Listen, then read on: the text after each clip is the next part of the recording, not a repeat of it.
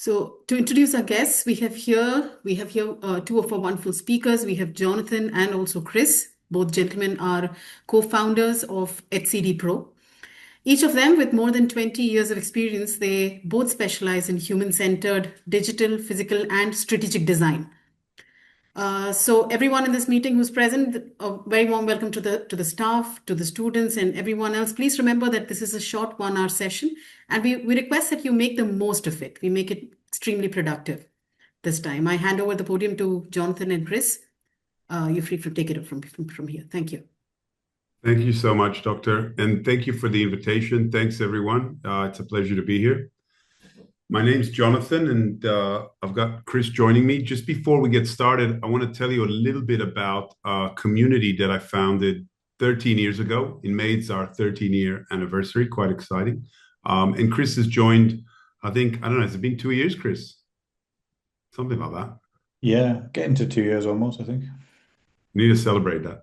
Yes. You can find out all the details on hcd.ae. It's a meetup community. So these are free events. We run them in Dubai and Abu Dhabi quite regularly outside of summer and Ramadan. And we've got one coming up on the 21st of May in Dubai Silicon Oasis. So it's in-person events.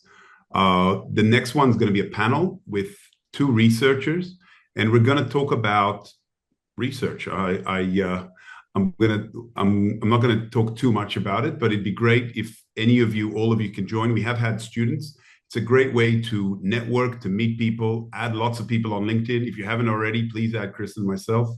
And these are great ways, not just to open doors if you're looking for work, but also to ask people, what's it like? Where do you work? What do you do? Etc. So really great opportunity for students. I encourage you all to attend. We're also on the socials. We've got a recruitment company called Aspects, which are our sponsors, and they specialize in design very much. So they're also great people to connect with. So again, really encourage you. The best way to get out there is to write up something about tonight.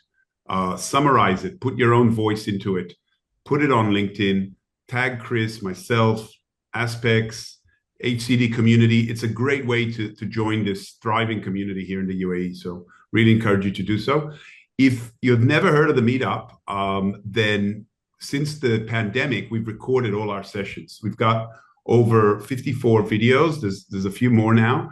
And you can see a lot of our speakers, the vast majority of them, if almost all, are from right here in the Emirates. And these are design leaders. And there's a lot of really great tips and great conversations. So you can go to YouTube and definitely learn more for people who are here, not just somebody in some far off place. We started back in 2013. There were only 3 participants, myself and my manager and one colleague that I convinced to come along in Abu Dhabi in Caribou Coffee. And we spoke about mobile first UX. It was just a book club. It was called UX Abu Dhabi. Then I saw Abu Dhabi was tough in those days. It's much easier now in terms of networking and meetups. So I changed the name to UX UAE. And thankfully, we've had a really exciting 13 years. We even did an event at Expo, and there's been lots of events. We've really built this great community, and especially in the last 6 months, a year, since Chris has joined, and we've really upped the level. It's really great to see this level of engagement and people coming back, and also just that space for people like yourselves who are just joining the industry, or even for veterans to share learnings, share challenges, etc. So yeah, really encourage you to be a part of it. We've had 101 events in these 13 years, and we've co-organized. We've started slowly. Again, it's a beautiful story. A conference with Sebastian, who's designer from Germany, and he does these conferences in a few different places. We did a very humble conference at the start with just under 100 people. And earlier this year, again, in partnership with Dubai Silicon Oasis, there was even an education track that RIT ran. We had 550 people. And it's not a measure of success, right, the number of people, but it's showing that scale is growing. We're not trying to create like a GITEX or anything, but there were a lot of great speakers, both international and local. And again, have a look out in early 2027. And if you're wondering what's next, we will chat about it at the end of the session tonight. But again, hopefully Chris has found the chat. We will share with you a link. Free event at Dubai Silicon Oasis. And we've got, there should be, at the moment, I think there's about 190 people who have registered, but like with all events, it's not sure how many, but we're always very welcoming to new people. So don't feel intimidated. If you see Chris or I, please come up to us, tell us, I enjoyed the session you did. Hopefully you'll enjoy it. And yeah, we'll go from there. So why are we here today? We're going to talk about portfolio essentials and how to build a portfolio that works harder for you. Very quickly, a little bit more than the brief intro you heard. I've lived in quite a few different places. I also come from a few different places. And my background is very much in product design and strategic design, research, service design. I've also worked with a lot of startups. And more recently, and along with Chris, we're co-running the innovation team at the Abu Dhabi Early Childhood Authority. So yeah, it's a great place and we're really enjoying it so far. I'll hand over to Chris now to do his introduction. Good evening, everyone. Thank you so much for joining us. As Jonathan says, I'm a co-organizer for the HCD meetup and co-founder for the HCD Pro. A little bit more on that later. But myself, I've got 26 years in counting experience as a creative director and innovation consultant. Some of the different brands I've worked with on there. So everything from the games industry across to automotive, and also across digital, physical, and strategic design. So yeah, a wealth of and breadth of experience in various different places. But the one thing that we love to do is to help designers of all levels to really hone in on their communication. And one of the key things of that, as you know, is your portfolio and how that comes across to other people. So next slide, please, Jonathan.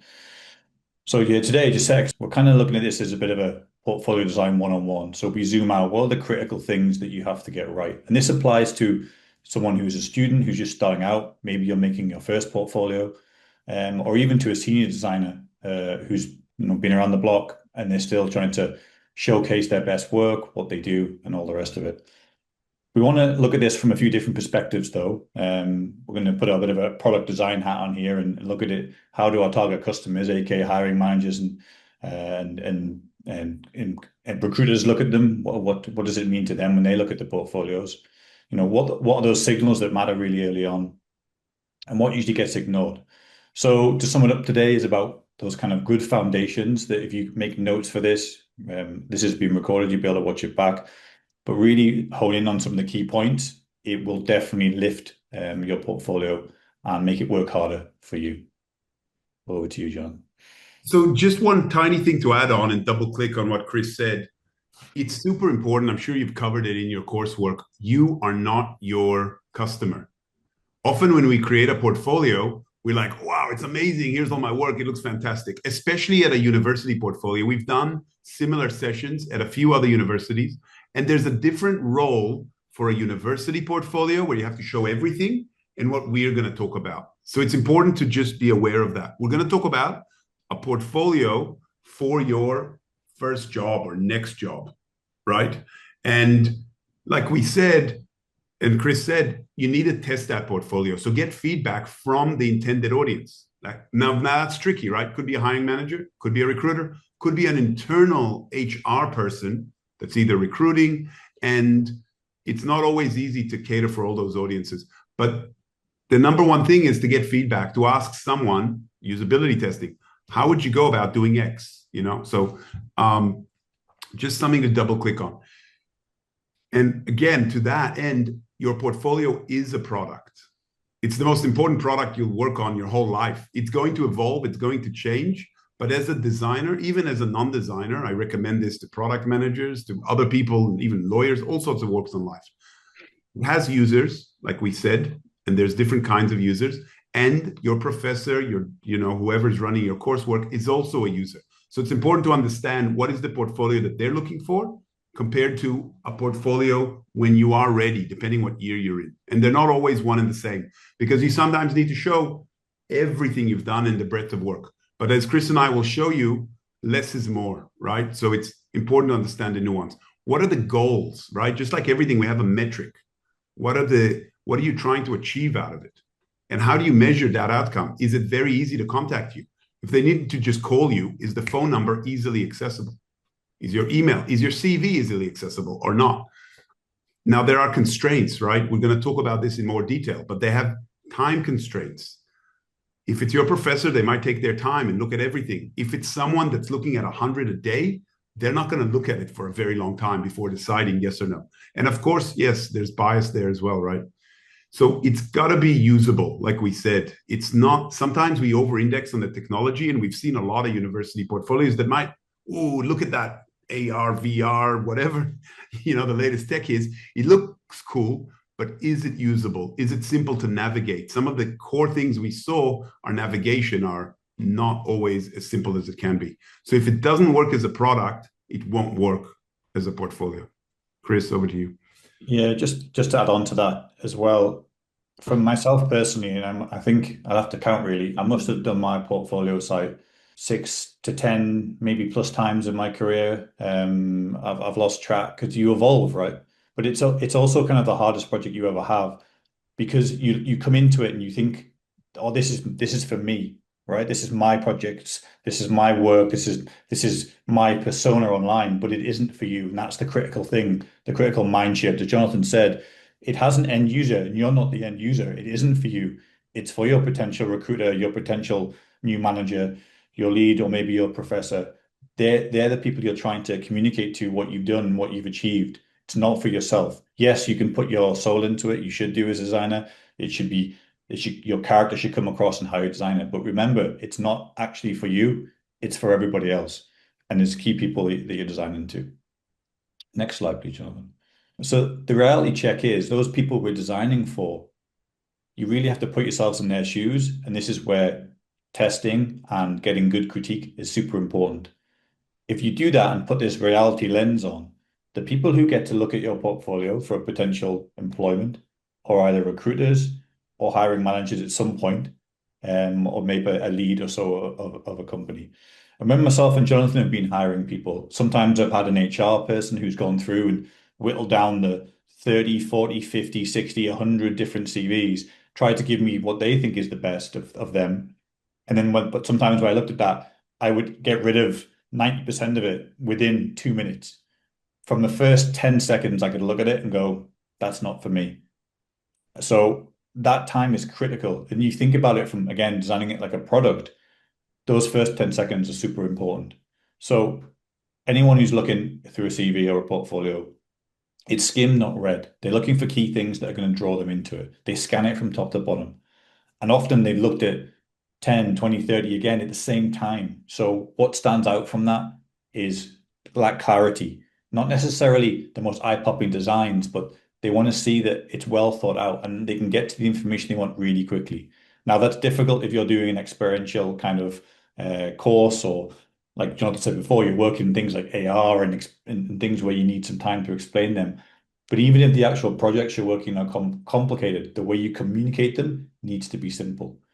So any audience is going to look at it and judge it really quickly.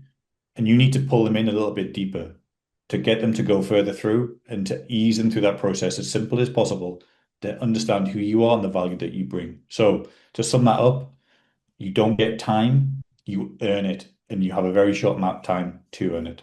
Anything you want to add to that, Jonathan? No, I think that was perfect. You covered it. One thing I think forgot to mention is if you have any questions, we will cover them at the end, but please don't wait till the end. If we say anything that resonates, throw in a question, add in some notes for yourself. We'll do our best to get to as many of them as we can. So another important factor, as Chris and I've been saying, is you've got 10 seconds, right? They don't have, especially these days, Dubai is Abu Dhabi, the whole region, the world, it's getting harder and harder, right? There's a lot of competition. So very quickly, you need to establish who you are, what you do, what kind of a designer are you, what are you looking for, what you're strong at, and what kind of roles you want. And again, this can be really challenging at your level. And what we saw from a lot of student portfolios is everything. But remember, if everyone's your customer, then no one's your customer. If you're everywhere, then you're nowhere. You need to ask yourself, not what does the world want me to be, but what's going to make you happy? Because if you're not happy, then work's a chore, right? You're probably all studying this because you love it, which is great. So it doesn't have to be the same role forever. You're not making a decision for the rest of your life. And it doesn't have to be one very, very specific thing, but you need to narrow in. It can't just be, I'm into what we see often is, I think, maybe a reaction to the market and just every keyword under the sun. And that is very off-putting to someone like us. And we've both been hiring managers for a long time, not in our current role, but in our past roles. So I want to very quickly understand, who are you, what kind of experience you have, strengths, and what you would hone in on, and what are you after? If I can't understand all of that, I'm going to bounce. It's the same as a website that you can't, I'm trying to buy pants and I can't. Well, I'm not your customer anymore. Sorry, you lost me. So think of it in the same way. Chris, anything you want to add or double click on? I think when this is something that AI is really useful for, right, is to try and take all this stuff that you do, your personality, and you need to throw as much in as you can, and then use AI to try and reduce that down into something that's really clean and simple. But I'd also say go beyond just using it for your portfolio. Often when we're hosting our networking events, I'd say every single event that we do, somebody will approach us who's looking for work or an opportunity, and they come at me with a word salad. They don't clearly explain to me who they are, what they do, what their strengths are, and what they're looking for. To the point where after about 5 minutes, I kind of have to stop them and say, I'm sorry, I can't help you because I don't understand what you're trying to communicate to me. You've talked about this and this and this. So not only do you want to craft that message for your portfolio, you need to practice it out loud in the real world as well. Because at some point, if that portfolio is successful, it will turn into face to face. And even a lot of the time as well, your portfolio might not even get you that role. It could just be through networking or through someone you know. 9 out of my 10 jobs in my career have been that way. So you need to be able to communicate really, really clearly what your strengths are and what it is you're looking for. That's quite a nice segue to the next slide there, which is story beats screens. And by what we mean by that is, take an example of a portfolio I looked at recently. They predominantly worked within one area, I think it was finance. Often designers happen to do that. You get a job in a role in a certain sector and you carry on in that role because that's what you're good at and that's what your portfolio shows. But what they had was about 4 or 5 projects and they're all dashboards, okay? And it's mostly images. There's no real story behind the problems they were solving and how they went about it.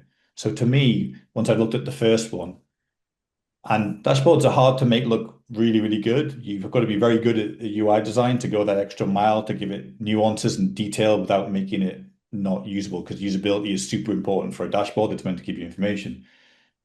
So they all start to look kind of the same. And without that story behind it, I don't know what you've achieved. It's just a dashboard that may or may not look great. And I'll tell you right now, majority of the designers in the market are going to be okay to poor. Only a few are that cream of the crop or at the top. So if you only show me visuals and they're not the best of the best, then you've already lost me because I'm looking for something that's better than that. But what you can do is really tell a story behind that project that you've done. So what was the problem? What were you actually trying to solve for? If you're not solving for a problem, then you're not doing good design, good product design, or good service design or anything. It doesn't matter. You're not solving an actual problem. So why it mattered? Why was that problem? Why did it need to be solved? As concisely as possible. And then how did you approach it? What was just your methodology to that? How did you break that problem down? How did you go about solving it? What you decided, your trade-offs, those ways of working. As designers, we're constantly trying to understand all this information and reduce it down, take things away that are superfluous, sometimes bring things back in because we might have lost a little bit of context. So how did you go about that? And what else did you have to deal with in regards to the other people you're working with the client or your professor or the challenge of the brief, okay? And what changed as a result? What was the outcome? So you had a problem to solve. This is the way that you did it. What changed at the end? What are your metrics to go and say, this is the effect that I had? Did you test it with somebody? Did you Even if it's just a testimonial from your lecturer, that shows that there was an impact of some sort, and you can measure it to a degree, even if it's not quantitative and it's just qualitative. But it still shows that you've thought about that whole process. So in short, show your thinking, not just the shiny output. Okay, you need to go into what it is. But again, link this back to the previous slides. You only have a few seconds to grab someone's attention and to get these things in there. So it has to be concise. Think of your portfolio as a trailer to a movie. If that trailer goes on for too long and starts giving all the movie details away, you probably won't go see it because you've already seen what happens or the twist and the tail. You need enough to get people to go, I want to see that. Then they'll go and contact you and find out more information. Anything you want to add, Jonathan? Yeah, there's a lot. This slide is we could do in an hour. I want you to really stop and remember this slide. This slide will be the difference between you getting a job and the 99% of people out there on the market. This is super important, what Chris just said. And just to kind of double click on a few points, this is a template for every single one of your case studies. This is the template of what, obviously use AI, make it succinct to do. What was the problem I was solving? Now, some of this might be tricky because you're at the start of your career, you're not in a company, you're not thinking about it that way. But that's why I'd encourage you, if you're not already doing, start something. Create a startup. It doesn't matter if it's successful or not. It gives you an opportunity to practice what you're learning at school, at university, what you're reading, and to add to your portfolio. What was the challenge in the market, in the world? Why does this matter? How did I approach it? Don't just do what we're seeing a lot of, not just today, but we've seen it for many years, the cookie cutter approach to design. Every single step is just, yep, I did my survey, I did my persona. No, decide which ones are relevant for this particular challenge, and then talk about that in the trade-offs. Why didn't you do personas or a journey map or a survey or whatever? Why did you choose the methodology that you did? And then, super important, and if you can, align it to the organization strategy. As a business, we're trying to make $20 million, whatever that might be, dirham, whatever it is. We're trying to reduce our, our churn rate, the people who are leaving us, by X percentage. How did what you do contribute to that? We're trying to improve customer satisfaction. We do surveys and we ask them, from 0 to 10, how would you rate our experience? In the website, on the app, and we get that feedback. Our average, based on sample of X, is Y. I'm trying to improve that. Unless you take all of these things and you just show screens, as Chris said, which is what a lot of portfolios do, and you don't tell a story, just a bunch of screens, and we have to assume, or you just write War and Peace, like Chris said, then it's not, you're gonna basically fade and be like everyone else. So really want to remember this slide at the end. Now, the other point we've been talking about is clarity over modesty. It's really important. Don't say, which again, it's quite typical in the region, to feel a little bit of imposter syndrome or a little bit of, I need to outshine everyone because everyone is, perception is reality. Everyone's saying, don't say you did everything, because any hiring manager knows you didn't do everything in the amount of time. Be very clear with what you did and what you didn't do and what was your role within the team, and that you are a team player, because that's also what they're looking for. Where did you influence a decision? Where did you create some sort of a change? What did you do? What did you collaborate on? And like we've been saying, why did you do what you did? They're more interested in the why. And we've got some great videos, by the way, which I'd encourage you to. Late last year, and we're going to repeat it later this year, we did portfolio critiques with hiring managers, and we had people submit their portfolios. We did this in Dubai and Abu Dhabi. These are amazing videos. Some of them are most watched. And this is exactly what all of these hiring managers talk about. I want to know the ugly, the unhappy path. What went wrong? What did you do when it went wrong? How did you pivot? What were the trade-offs you made? It's a team sport. It doesn't mean an invisible player. It means that you are part of a team and you're honest and modest about your role. Chris, anything to add? Yeah, just go a bit deeper on that. I believe that the lower you are or the earlier you are in your design career, the more important this is. Because the more senior you get, if I'm going for a creative director role, they understand, or they should understand, or they will assume I didn't do everything. I was managing a team and I was giving direction. If I'm going for a lead role, they're going to imagine I'm very hands-on, but they would expect me to talk about who I worked with, who I managed.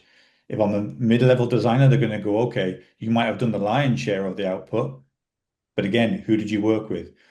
And then at a junior role or a first role in design, I'm going to expect, if it's maybe your second role or whatever it might be, I'm going to expect you to be very much a smaller cog in a bigger machine. So by highlighting that, it really shows where you are, where your experiences are. If you try to say that you did everything and you didn't, you will get found out either in the interview process or God forbid on the actual job if you manage to blag your way in.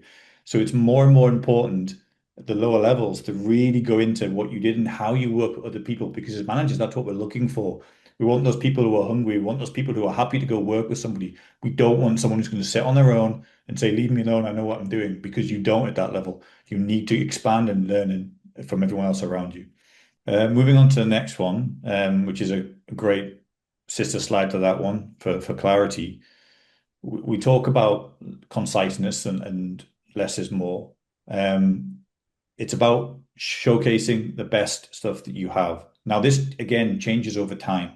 I couldn't even tell you how many projects I've worked on over the last 26 years. I mean, it must be well into the hundreds. Of course, I'm not going to show 100 projects, nor would I want to. But as you progress, your work naturally gets better because you grow as a professional, and you learn and you grow as a person. So you need to really be looking at your portfolio every 6 to 12 months, maybe a little longer of cadence, potentially, depending on how things go. Because as you do a new project, you want to be always thinking at the end of that project, let me grab the key things that I need, even if I don't do it now, to put that together into a good, strong case study. It can even help you internally within a business as well to be able to. We used to do that all the time when I worked at Accenture for pitching to new work. Once a year, everyone would come together and say, right, let's not wait until we need it. Let's do it now. All the stuff you've done for the last 12 months, put it all together into strong case studies, put it into one deck, boom. We go to a client, you want an app design, you want this, you want that. Here we already have it. You should always be thinking about that. And then the idea is that when you have more than one, two, or three projects, then you start to curate. And your last thing you did or your strongest piece of work you did should always be first. And then as your skill set grows and your experience grows and your projects grows, start to look at them with a very critical eye. And this is where critique from management, from lecturers, from people you really trust in to be harsh with you will give you the honest answer. When you're designing with your own stuff, you're putting your own stuff out there, it's very difficult to let go. I want to show this and this because that was so important. Oh, I did so much work on it. But actually what you're doing is just adding more noise. If you can get it down to a few images, the critical words that we talked about earlier, that will get through to the person who is the audience. When there's a million things, it won't, because they'll just in either doom scrolling or they'll get bored and go somewhere else. So 3 to 5 strong projects really beat out 10 average ones. Focusing on them. Be consistent. So when you're going through different case studies, try to make that consistent so the experience feels the same, so people know what they're looking for. Make sure things like your typography is clean, and don't go overboard, as I say. Don't throw everything on there. You don't need to. You can have one image, perhaps. For example, you're a service designer. Of course, we want to see some sketches and some post-it notes and some rapid research. We want to see a little bit of that kind of rough and readiness, but we don't need to see all of it. If you did 17 workshops of research, I don't want to see every post-it note because I'm never going to read them. But just show that in one image. We did all this stuff, and then here's the key information from it. So yeah, a messy portfolio to the audience suggests that's how you're going to approach your work and how your output will be. So it suggests that messy thinking. Anything you want to add to that, Jonathan? Yeah, just a quick one, because I am conscious of time. Obviously, everything we say is our view, right? And every hiring manager will be slightly different. A lot of these are home truths, and you can probably relate to it. If you watch the videos of what we did, there was a slight difference between the service design research critique versus the visual interaction design critique. They're not looking always for the same thing. One might want a bit more to understand, the visuals. One might want more of this messy kind of how you did it. One might want less, but both of them want to see some of it. They don't just want to see polished, everything perfect with little context, words, and etc. Right? So just moving on, design it like someone else will use it. We spoke about this, right? You can test it. You can ask your friend. You can ask, obviously it's biased if you ask people around you, but they'll still give you that feedback. How would you go about contacting me? How would, what do you think of my case study? What do you like? What do you dislike? Test it on mobile. Does it work on mobile? Does it not? Depending on the context, the person might look at it in multiple ways. You don't know. It's got to be easy to scan. As Chris said, very clear hierarchy, navigation, not every single tech and widget under the sun. It's got to be logical. I don't want to have to relearn the whole site when I go to a new section. And I shouldn't be hunting for key info, like we said. If I want to just call you or email you or I want your CV, that's got to be quick and really easy.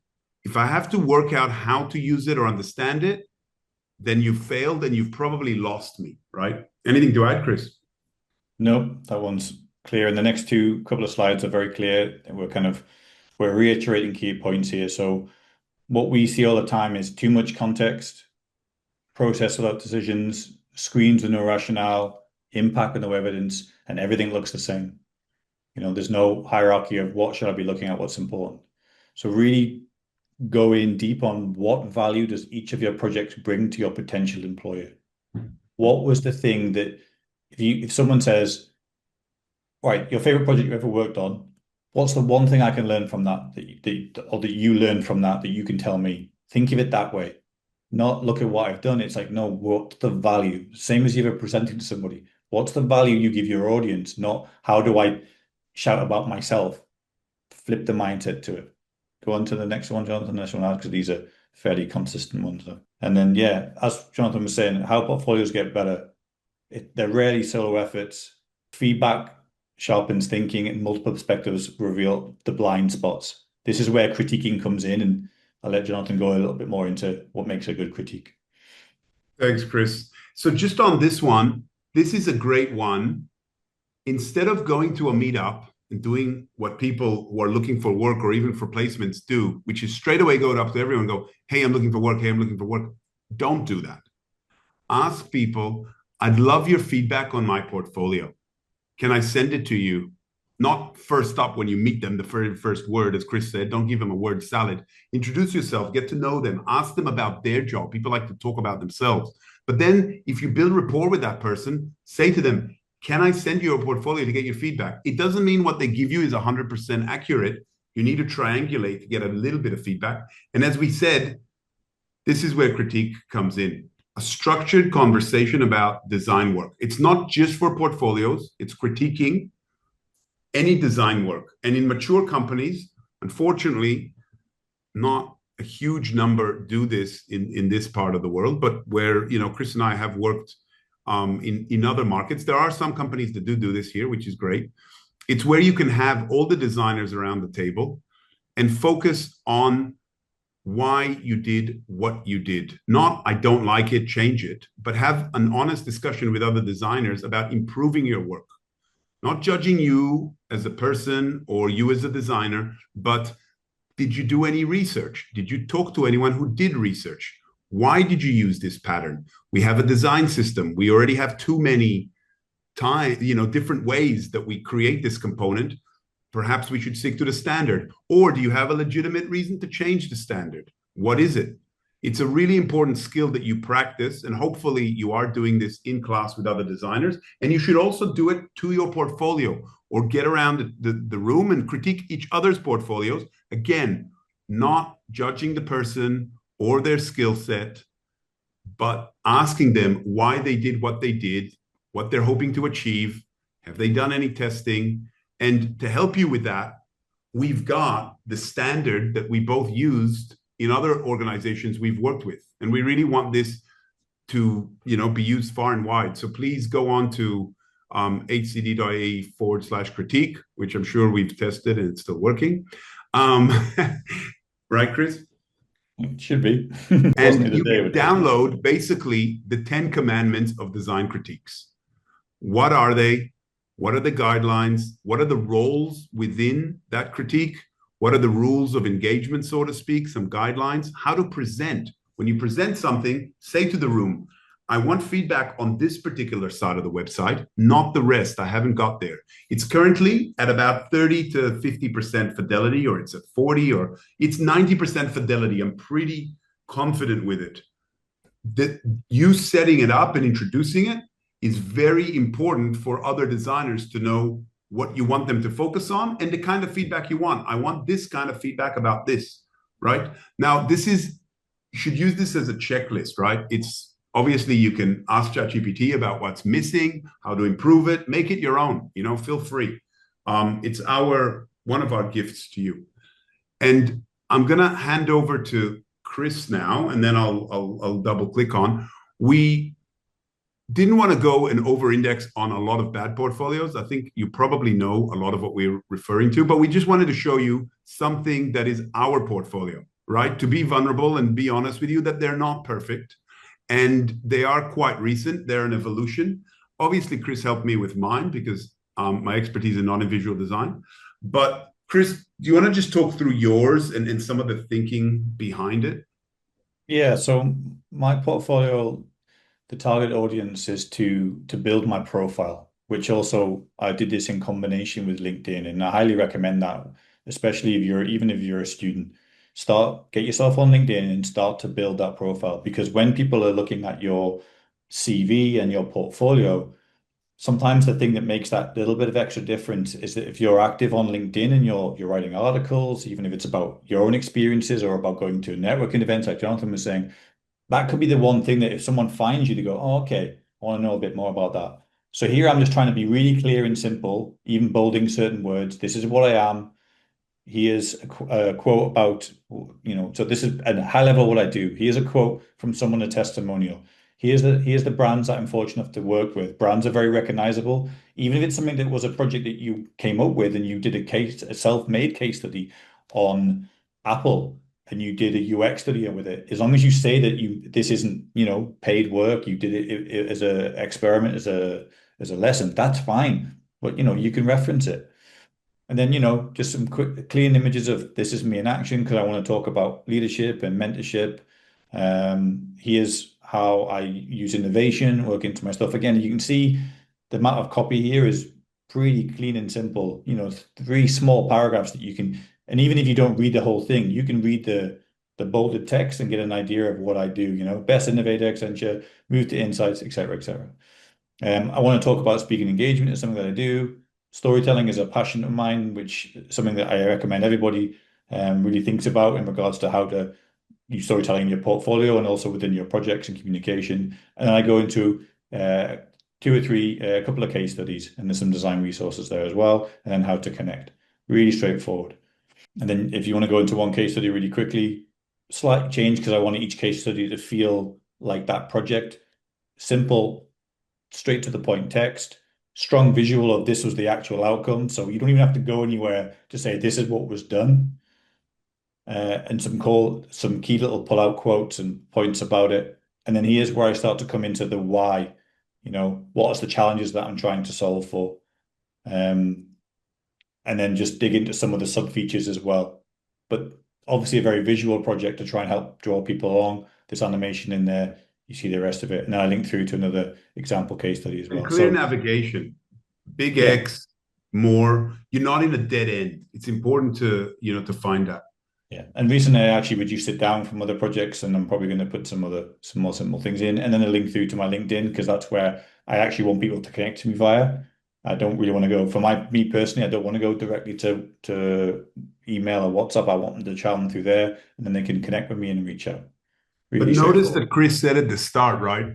He's not looking for work. He wants to raise his profile. So the fact that LinkedIn's at the bottom and that's the call to action, that's okay. Because he's not like, here's my phone number, here's my email, and I want every man, woman, and child to call me, But to right? that point, maybe I should put it at the top. Maybe Why you not? should. I could put it underneath the first paragraph. That's a good idea. There Good you go. feedback, See, right? you can always, good critique, you can always make it better. You can always make it better. And Really you'll see quickly, a because I am similar, conscious. Sorry, Chris, now you go. I was going to say, you'll see a similar look and feel to this, but you talk through this one. Yeah, no, just quickly, it's still a work in progress, but I had a huge amount of help from Chris. I really, really struggled to let go of all of my, I've done so much work, it's all great, but I did get the feedback. It's like, it's a lot, it's too much. So really simplifying what is the value I bring. Again, a couple of quotes, a few events, giving a bit more life to it. Then you'll see some similarity, of course, with what Chris spoke about. And then what are the differences? Like what am I doing? Again, maybe some different quotes and a few examples of my work, but I've narrowing it down to four was super hard. And there's a lot more work to share for both Chris and I, but a lot of our work is under, like it's non-disclosure. So it's a whole other topic to talk about, but how can you, or how do you get permission, or what to share, what not to share? And just super quickly, the one example, what was my role? What was the company? What did I do? What did others do? And again, a few screens, the approach, the solution, the impact it had, real percentages, if we're talking product, this was the difference that was made, and the vision going beyond that as well. And just as quick little summary. Yeah, I think I'll leave it there. I'm just conscious of time. We also want to talk to you a little bit about something else, but our message to you is go work on it. We are going to do after the summer these meetups again. So you're getting nobody else knows except for Chris and I. We're going to do these portfolio critiques again. And if you don't need to be brave, because it's not actually about people roasting you. It's about you getting in front of hiring managers and just getting some free feedback. So when we run these events in September, October, then look out for them on our community and maybe submit your portfolio, even if you don't feel it's ready, because we're not looking for perfect portfolios.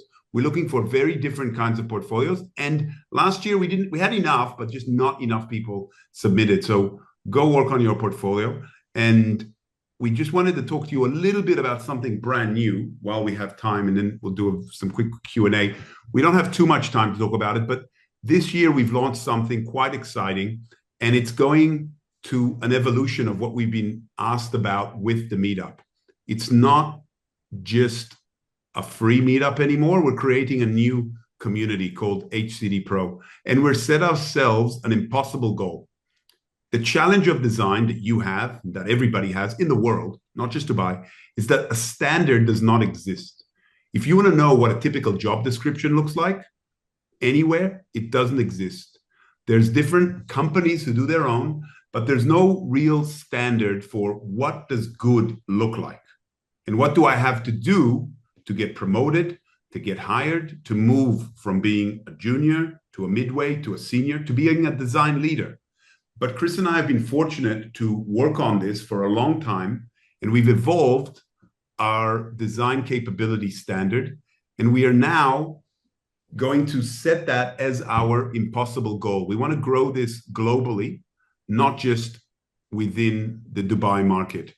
And to kick that off, Chris, we're launching with as you should always do with products, something small that we want to grow. The first step is a career strategy workshop. So this is a focused 2-hour workshop with a bit of networking and quick Q&As afterwards. That's going to be happening on June the 5th at DTEC in Dubai Silicon Oasis.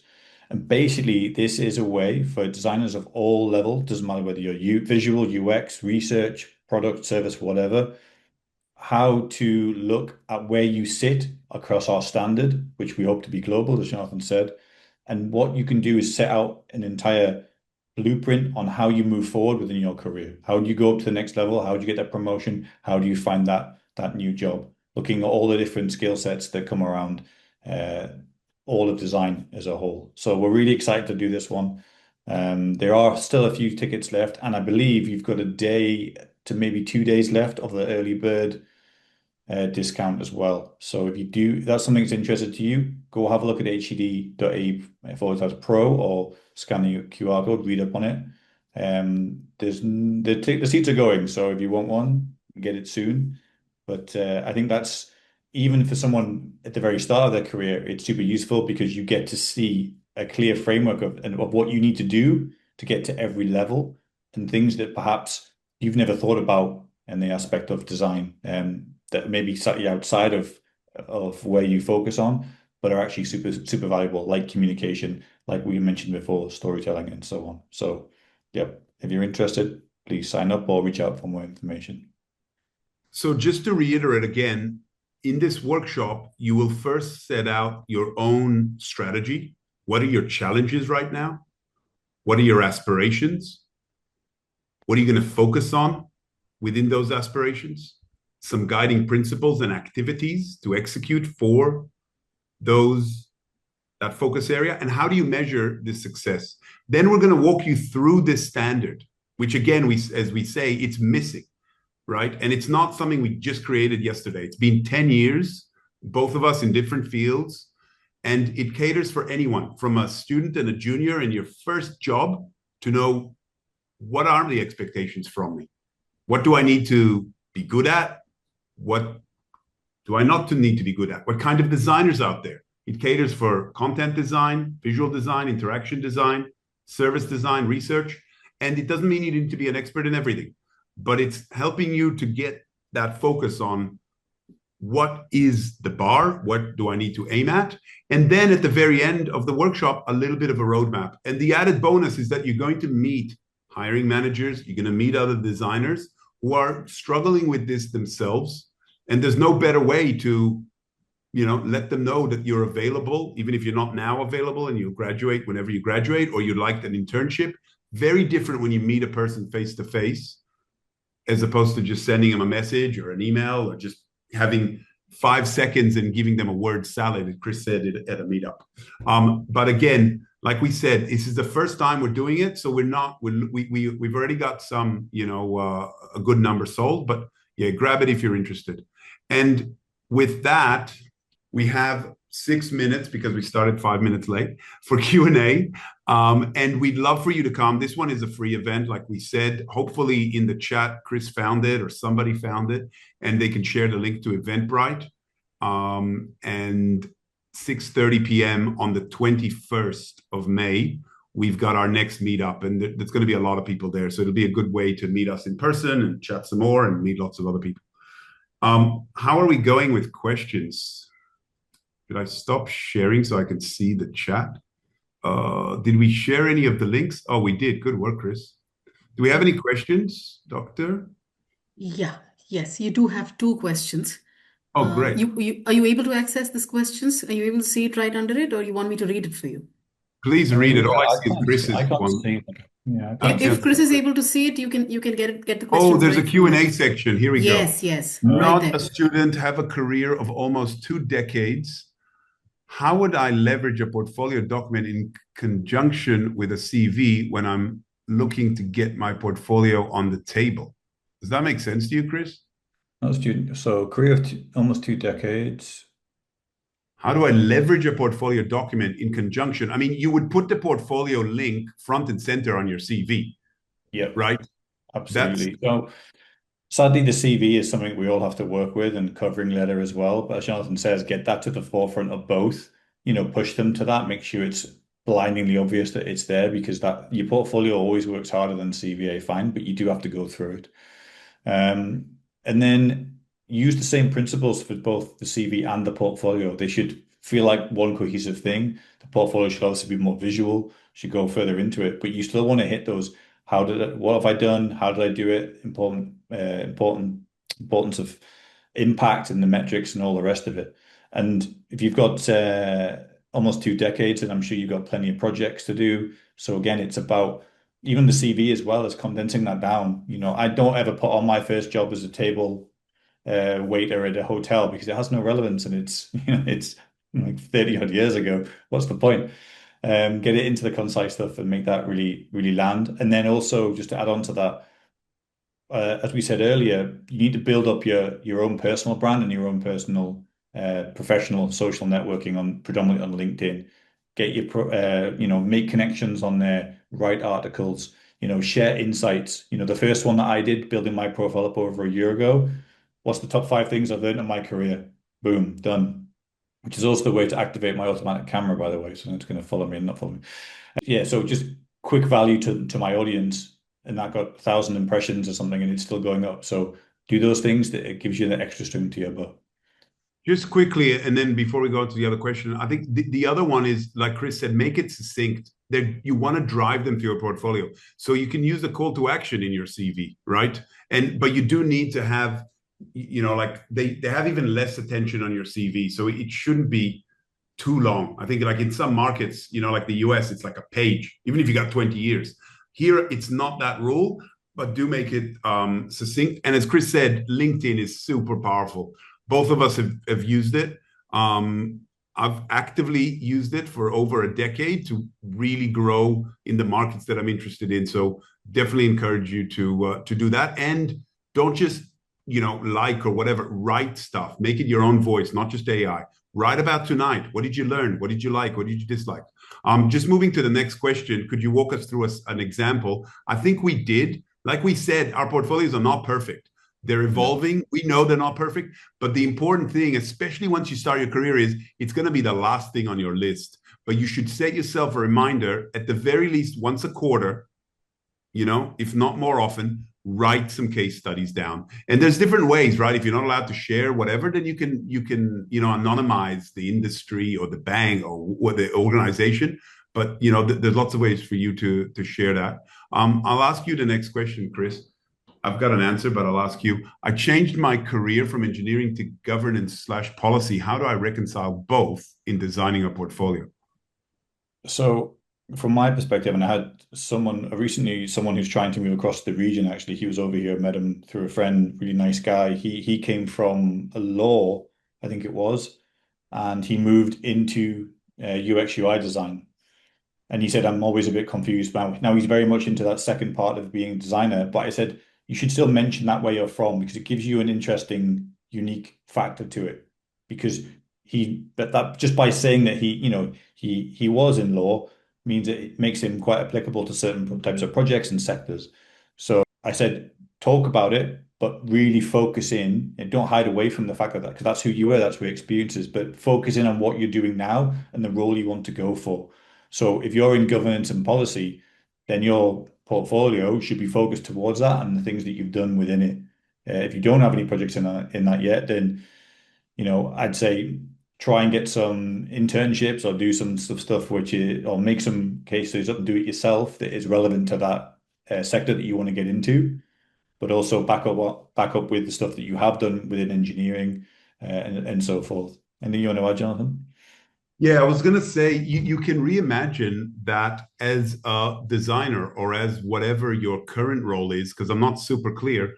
And just again, like Chris said, we see this too often with some of the people that we've coached and other people we know from the community, is that they think, oh no, I had this other job, this other life's terrible. But that other life gives you a huge advantage, and you need to leverage that advantage and not think of it as, oh no, I don't talk about it, or how do I spin it? You can definitely look at it from a different framework. The next question is, are portfolios advantageous in a corporate world? Would it change resumes going forward in the UAE? I just want to take this one quickly, Chris. One thing we didn't talk about is ATSs, which is the HR software that's reading a lot of your portfolio, is quite standard in the industry. And there are different, even AI will help you. There are different CVs for an ATS and for a human. And it's really important that you know what you're doing. Now, unfortunately, a lot of these systems, they don't read portfolios. They don't look at them. So it's important that you have a really good CV that's ATS friendly and also a good CV that's human friendly, because they might not even get to your portfolio, right? That's why it's good to come to events, to meet people in person and to say, I'd love to send you my portfolio. Not even, you can send them the CV too, but you're kind of shortcutting the whole process, because to go through all of these, roadblocks and changes, yes, it is difficult. So we're not saying portfolios are replacing, CVs by any matter, but as a designer, they're a non-negotiable. You have to have one. But we do say and believe that every industry you should have one. Even if you're project manager, here's my, project I worked on, and here's my contribution. How much does that look better than a CV? Chris, final Yeah, word over yeah, time. totally agree. The CV, the portfolio, LinkedIn, they're all those different tools that you have that you need to leverage to help you to, in your search for promotion or for that new role. And often though, sometimes in large corporations and stuff, when you're more in that promotion role, that portfolio that's more outward facing doesn't feel as important. However, you can still use that internally. Although internally you want to really go deep into the things that you've done within those projects to show that impact and metrics you've done. But thinking back to my time in large organizations, by staying on top of my portfolio, relatively speaking, even if it's 6 months to a year, when I did come to find an opportunity, I was ready for it. And I had very little to do to just update a bit here and there, polish smooth the corner off or whatever, and I'm good to go. Because those opportunities can often come to you and you're not ready. And then you're kind of running around, scrabbling, trying to get things together, which you will always have to do because you might have done something. Your last project's usually your greatest, right? So you want to have something like that if you can share it, of course. If it's not under NDA or whatever. But yeah, try to stay on top of those things so that you're ready for it and it's less work for you to do. Awesome. Thank you, everyone. We really enjoyed it. We hope you did too. Hopefully, we can see you in person next time at the university. And yeah, hope to see you at the meetup as well, and enjoy the events. Be a part of the community. I'll drop my LinkedIn in the chat if anyone hasn't found me. Please feel Yes, free yes, to please do. In connect. fact, both of you should do Yeah. that. I mean, maybe put your links into the chat box. That's direct access to all the listeners there. Yeah, sure. I'll do it. One sec. Any other final thoughts or questions, Doctor? Not from my end, but I think our students really, really enjoyed this. Really enjoyed the session. We can see that on the chat box already. This is to the students, guys. If you guys are here listening to me still, I would like you guys, like, let's start from today. Like, how take that advice of getting onto LinkedIn. Let this be one of those posts that you work on today. And maybe you can take a screenshot, maybe put a picture there on LinkedIn and share your thoughts there. Tag both of them. Tag Jonathan and tag Chris there. And then really go, that is a good background. So you can really start from today onwards. Make this a practical learning session. And thank you, all of you, all the students, for amazing questions. Thank you, both of you, Chris and Jonathan, for such an engaging, insightful session. I'm sure that all of us have had excellent learning experiences. On behalf of Westford University, I would really like to thank both of you for your time and for your super rich contribution. Guys, students, before you leave this link, please take hold of that. Everything that has been, all the links that have been pasted on the chat box, that's for you. The first link that you see is for a session that you can be a part of. That's talking about design and research and all of that. I was getting into that, and looked like quite a really fun, interesting event. But you'll have to register for that, I suppose. When I got into that, I thought, I think students, if you wish to attend, please register for that so that you can, so that the everyone knows that this is the count that's going to come through. Also, copy the LinkedIn links of both them. Jonathan has also posted, and Chris as well. Yes, connect with them, make posts, get alive. Let this be a really learning experience, practical one. So yes, with that, we thank you, all of you. Thank you very much for being a part of this event. Thanks all. Yes, Chencho, anything else? Otherwise, we close the event for today. Thank you very much. Thank Not you, really. everyone. Thank you so much, Jonathan Okay. and Chris. It's been wonderful. Thank you so much.